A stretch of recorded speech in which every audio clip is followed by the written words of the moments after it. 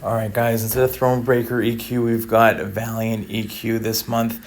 I'm just going to run through some tips on what I did to get through it that was like itemless the whole way through. And I'll give you some tips how to get all these nice rewards. So if we go in each map, you're going to have to use like 15 different champs of a specific class. So if we go into the first one, if we take a look at Karnak there, it's going to be all Mystic champions.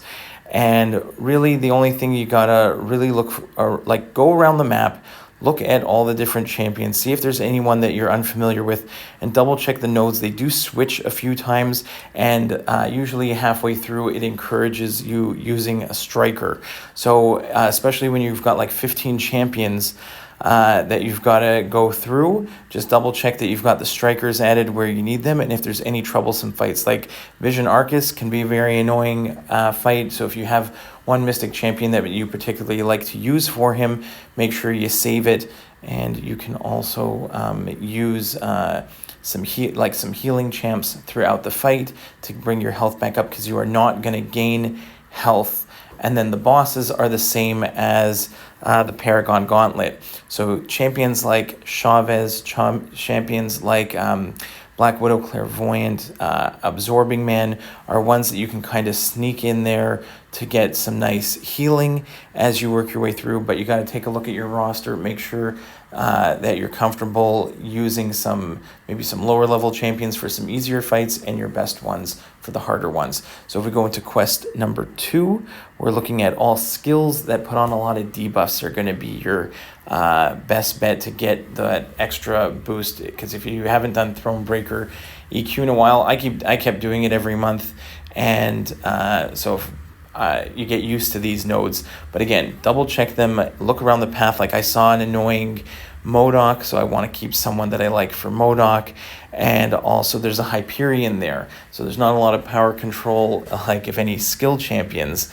So I'm going to go ahead, and I think I ended up using Falcon to try and reduce some ability accuracy there. But again, your Chiels, Silver Sable, Elsa Bloodstone, anyone who puts on a lot of debuffs.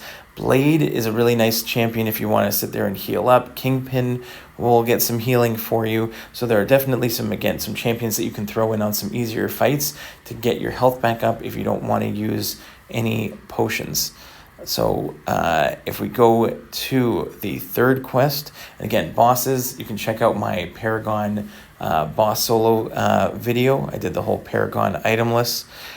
Here we've got the mutant path. So mutants, any mutant you can get in there, you want to knock them down with a heavy to give yourself an unblockable. Then you hit them with any attacks or specials, and you're going to get furies that's going to increase it. Now this map is a little annoying to kind of see who is on the path. I'm going to just take you around the entire path here because it's hard to see in one map.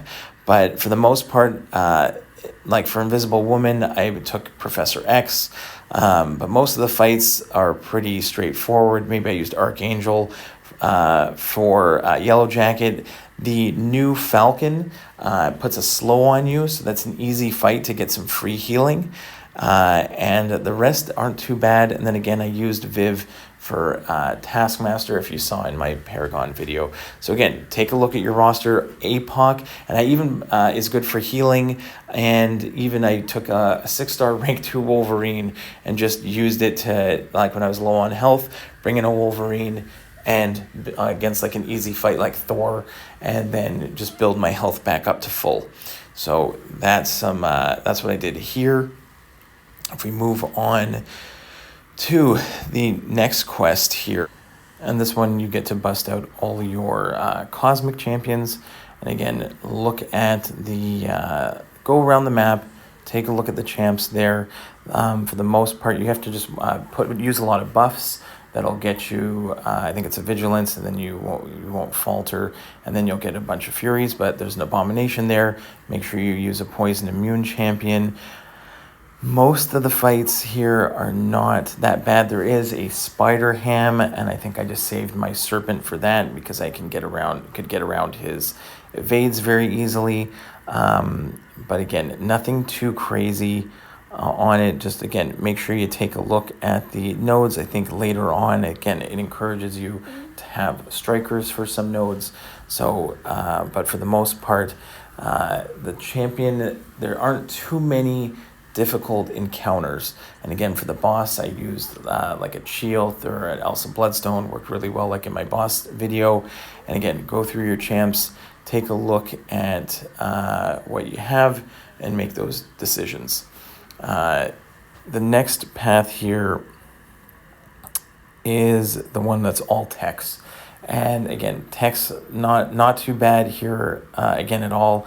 There were a few fights. I think there's like a Kitty Pride that I used my Guillotine 2099 for.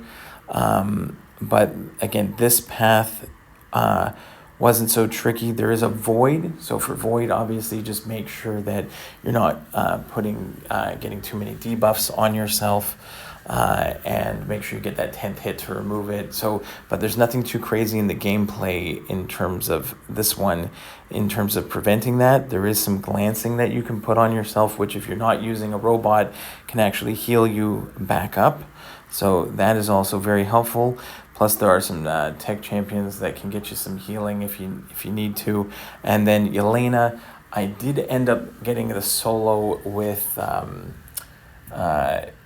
I didn't use Gentle this time. I used Onslaught because this is my other account, and he got the job done for me. So again, for the boss, you can always switch on somebody else.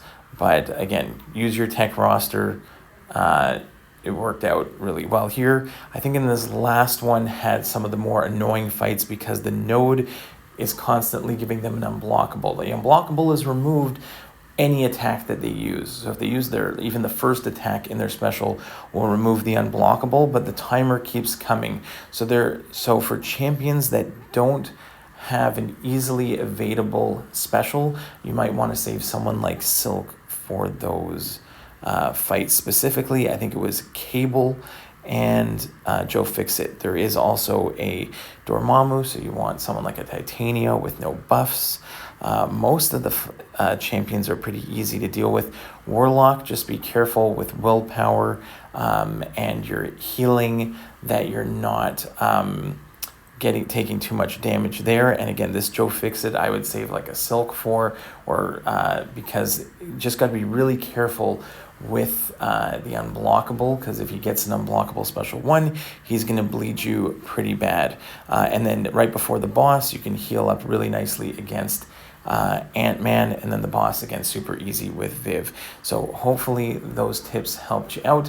If you have any questions or any tips for anyone else, please let us know in the comments. Always helps everybody else out. And then we'll see you in the next one. Thanks. Bye-bye.